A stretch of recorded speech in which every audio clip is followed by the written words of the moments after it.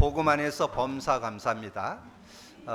저는 요즘에 이제 교회를 이렇게 인도에 가면서 우리 성도들이 좀 이렇게 주일날 함께 참여하는 일 있지만 또 인터넷으로 미디어로 이렇게 함께 참여를 하다 보니까 좀 또 하나님의 시간표 속에 또 하나님 은혜인 것을, 그래서 어떤 교회는 이런 유튜브나 이런 것들이 좀 어려워서 하는 그런 교회들도 있는데, 우리는 일찍이 이제 카메라로 이렇게 준비를 해서 비디오를 이렇게 찍는 것을 처음서부터 이렇게 준비해 왔기 때문에 이제 미디어 시대에 우리가 그런 응답 속에 있다는 것, 정말 여러 가지 일들을 돌이켜 보면 모든 것이 감사임을 고백하게 됩니다.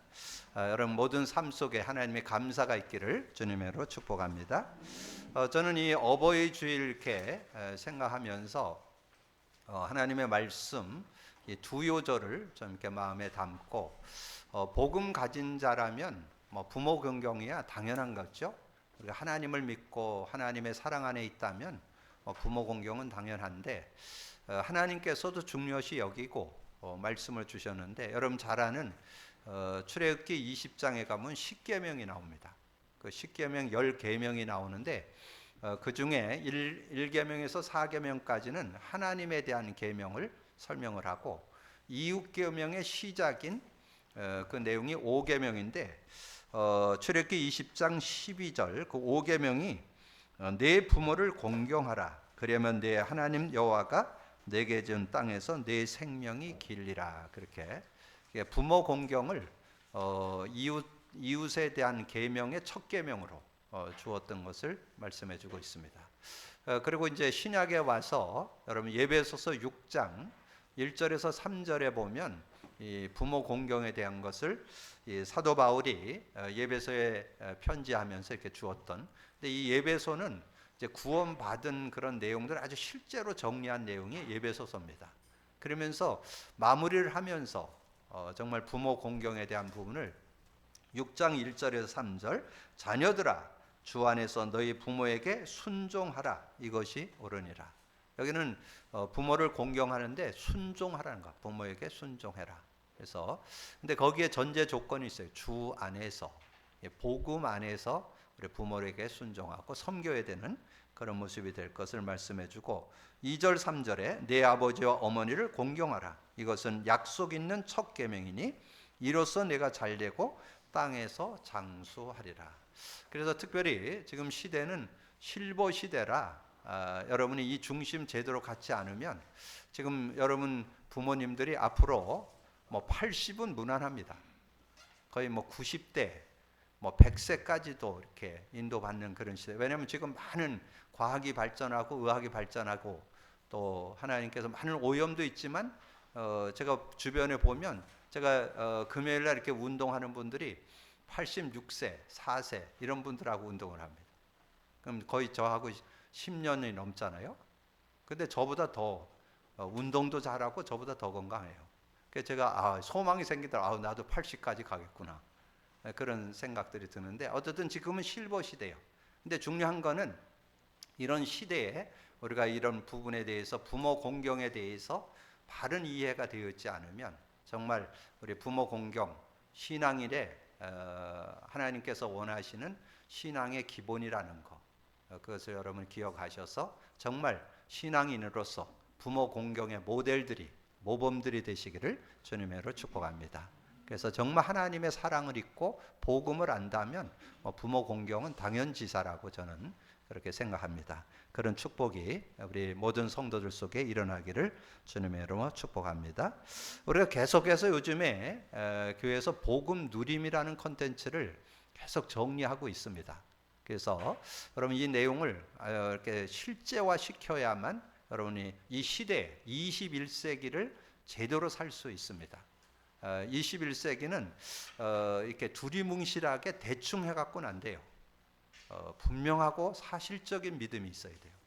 그래서 이제까지는 그냥 뭐 대충 이렇게 해도 은혜 가운데 지나왔는데 21세기는 그렇지 않아요. 실제적이지 않으면 승리할 수 없습니다.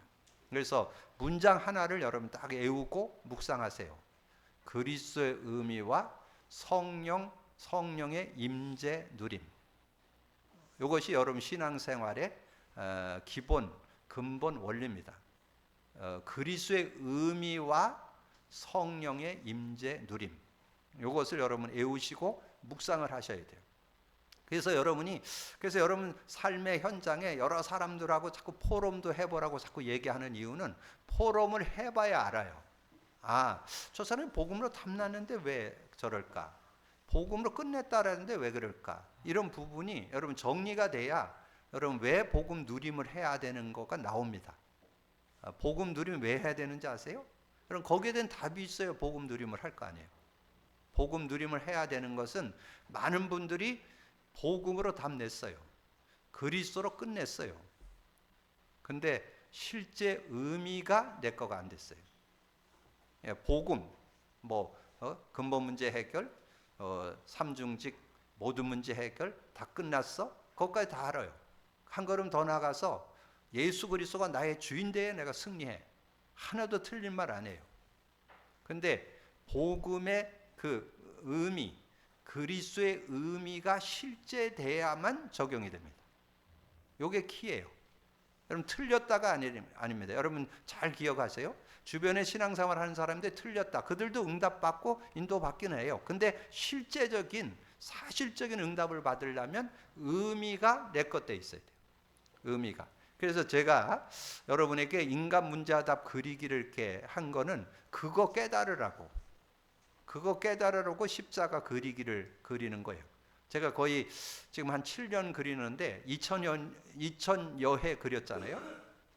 그래서 저는 거기서 뭐가 딱 발견했냐? 근본 문제로 우리가 회개한다는 거. 그걸 제가 확인하게 됐어요. 아니 구원 받았는데도 구원 못 받은 사람이 그 속에 살고 구원 받아서 거기서 빠져나왔잖아요. 근데도 근본 문제 세 가지, 하나님을 떠나고 죄와 저주 가운데 사단에게 자꾸 잡힙니다. 여러분 이 세상 살아가는 동안에 계속 잡혀요. 근데 그거를 심플하게 끝낸 이름이 있어요. 그리스도. 그래서 그리스도를 고백할 때 하나님 만나는 길이 되십니다. 죄와 저주에 해방 주셨습니다. 사단 이긴 권세를 주셨습니다. 증거가 있어야 되잖아요. 성구까지. 요한복음 14장 6절, 로마서 8장 2절, 요한일서 3장 8절 이렇게 적용을 해보면 그게 실제 내 삶에 내가 하나님과 교제가 단절돼서 내 이런 문제가 왔구나. 내가 자꾸 죄에 물들고 죄를 짓게 되는구나. 사단에게 이렇게 속는구나. 자꾸 육으로 돌아가고 세상으로 돌아가는구나. 이게 그리스도의 의미가 실제 고백 선포될 때 적용 체험되는 거예요. 적용 체험. 그래서 여러분이 왜 복음 누림해야 되는 당연 필연 절대성을 찾아내셔야 돼요.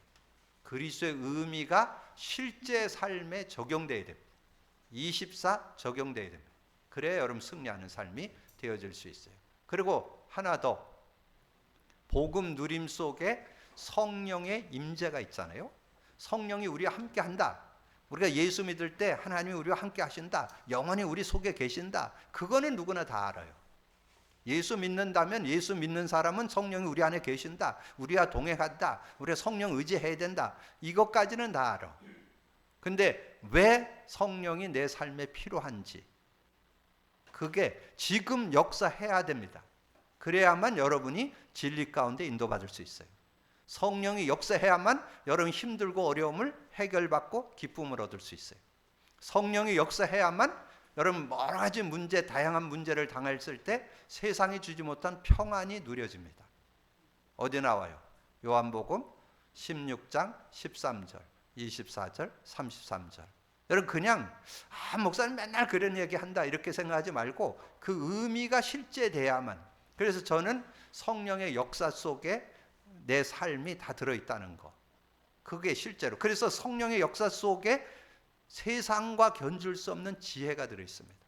그래서 여러분 그 그리스도의 의미를 아주 한 요절로 설명한 게 어디예요? 골로새 2장 3절이죠. 그 안에 지혜와 지식의 모든 보화. 여러분 그리스도를 누려보면 그리스도 안에 모든 것이 들어있다는 게 자꾸 확인돼요. 그리고 여러분이 성령을 누려보면 성령 안에 하나님이 원래 주었던 그 풍성한 은혜들 그 안에 다 들어있다는 게 정리되어집니다. 그게 고린도전서 2장 12절이에요. 우리가 세상의 영을 받지 않고 하나님께로 온 영을 받았으니 이는 하나님께서 은혜로 주신 것들을 알게 하려 하심이라. 그러면서 저는 주님의 말씀이 생각나요. 성령 그럴 때 주님께서 요한복음 16장을 통해서 자신이 떠나가는 게 너희들에게 유익하다. 내가 가면 보혜사 성령이 와서 그가 죄에 대하여 의에 대하여 심판에 대해 책망할 거다. 그러면서 그 내용을 쭉 설명을 해줬는데 여러분 마지막 부활 승천하기 전에 주님이 주신 말씀이 뭐예요? 많은 사람이 사도행전 1장 3절을 얘기하는데 그건 의미 누리라는 거고 실제 붙잡아야 될 게 4절이에요. 사도행전 1장 4절. 많은 분들이 그건 강조 안 하는데 거기에 포인트가 들어있어요. 사도와 함께 모이사 그들에게 분부하여 이르시되 예루살렘 떠나지 말고 내게 들은 바 아버지의 약속. 내게 들은 바 아버지의 약속 뭐예요? 예수 믿는 자에게 성령이 임했는데 그 성령이 역사하는 것을 가지고 살아야 네가 승리할 수 있다는 거예요. 요거에 여러분이 답이 나야만 실제적인 응답을 받을 수 있어요. 그러면 성령이 역사하면 어떻게 되느냐? 결과를 1장 8절로 설명한 거예요. 오직 성령이 너에게 임하면 너희가 권능 받는다. 이 권능을 받을 때 하나님 나라가 임하고 성령의 능력이 임하는. 그래서 성령의 역사 속에 두 단어가 들어있어요. 권세와 능력. 요걸 누리는 것이 신앙생활입니다. 그거가 되어질 때 전혀 모자라지 않는 그런 축복이 있다. 오늘 이후로 정말 복음 누림, 개인화, 생활화, 체질화 되기를 주님으로 축복합니다. 복음 누리시면 삶이 되어집니다. 여러분의 삶의 모든 것에 다 묻어둘 수 있습니다. 그래서 정말 복음 안에서 정말 승리하면서 증거받고 그리고 치유받을 수 있습니다. 지금 말세에는 많은 병들이 대두됩니다. 특별히 정신질환이 많이 대두돼요. 우울증, 공황증, 여러 가지 조울증, 많은 증들이 정신질환들이 많이 대두되는데 그거 따는 거는 못 이겨요. 성령으로만 이길 수 있어요. 복음으로만 이길 수 있습니다. 그리고 많은 불치병들, 많은 암이 대두됩니다. 병원 가면 거의 암으로 판정이 나는 그런 시대에 우리가 살고 있어요. 많은 게 오염됐기 때문에. 근데 그걸 이기는 근본 치유가 복음 치유예요. 복음 누릴 때 치유될 수 있습니다. 그리고 여러분 삶에 이제 복음 누림을 우리 교회에서 이제 계속 하게 되면 어떤 응답이 오느냐? 초대교회 성도들이 받았던 응답을 받게 됩니다. 초대교회 성도들이 받은 응답이 뭐예요? 사도행전 2장입니다. 여러분 사도행전 2장을 이번 주 한 서너 번 읽어보면서 그 응답 속에 들어가셔야 돼요. 여러분이 정말 언약 가지고 복음 누리면서 기도한다면 사도행전 2장의 응답이 오는데 어떤 응답이 옵니까? 사도행전 2장에 오순절 날이 임이래. 열흘 만이죠. 예수님이 40일 말씀하고 승천해 가시고 열흘 만에 성령이 충만히 임했다. 사도행전 2장 4절. 성령이 충만히 임하니까 그들이 다른 언어들로 말하기를 시작했다. 성령 충만할 때 뭐가 임했다고요? 지난주 말씀드렸죠. 요한복음 16장이 이루어집니다. 아버지께서 말씀하신 그 내용이 그대로 이루어지는 요한복음 16장의 역사가 일어나고 그리고 5절부터 11절에 보면 15개 나라 사람이 몰려왔습니다. 그러니까 여러분이 전도는 하는 게 아니고 되어집니다.